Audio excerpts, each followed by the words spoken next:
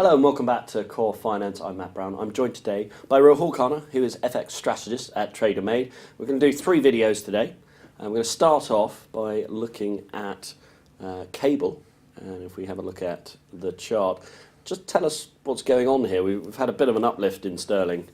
Yes, so I think sterling is probably going to be the biggest mover this week because there is a lot of data coming out of UK this week. If you look at the recent rally that we've seen, this is probably market covering its positions before the data because the 3 big data point that's out this week, one is the CPI, that's due on Tuesday. Then out of the US. Out of the UK. Oh, sorry. So UK CPI is out. Then you have the unemployment rate. Wednesday and Thursday is BOE.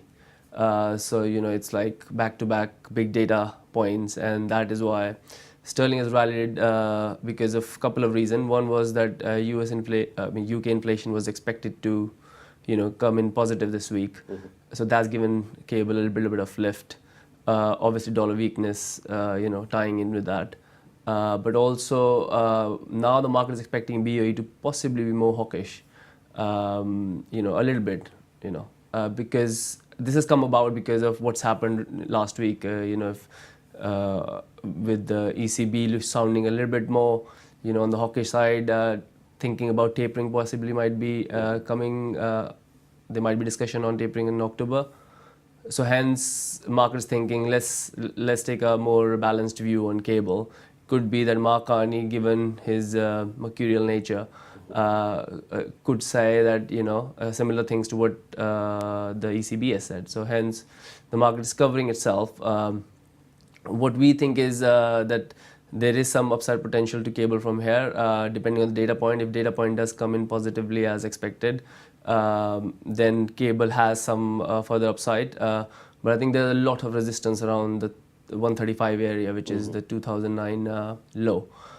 So we're targeting probably on this one as 134.50 area, maybe 133.45 to be conservative, and I think that will be met if the data comes in as expected, as we were expecting to be a bit positive.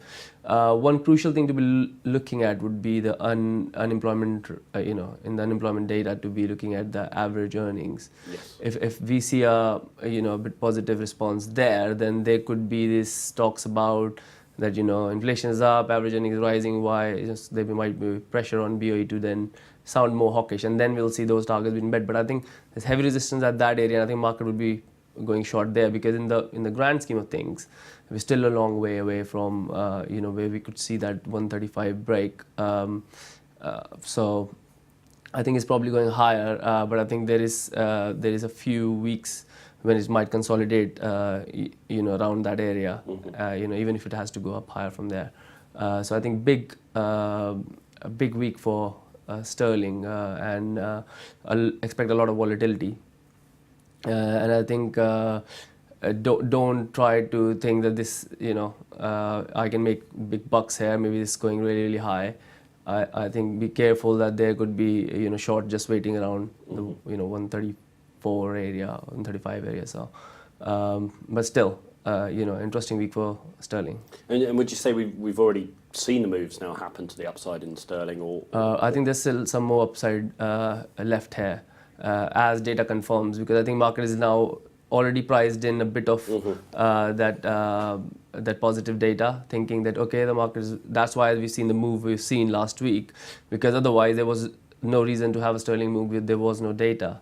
The sterling was the second strongest currency last week, which is a bit of a surprise given there was hardly anything in terms of sterling positive story. What was positive is that the data this week was expected to come in positive and BOE possibly more hawkish. So I think partly it's been priced in, but there is still more upside. If BOE could be hawkish, we easily will see 135 it. So there is some upside to it.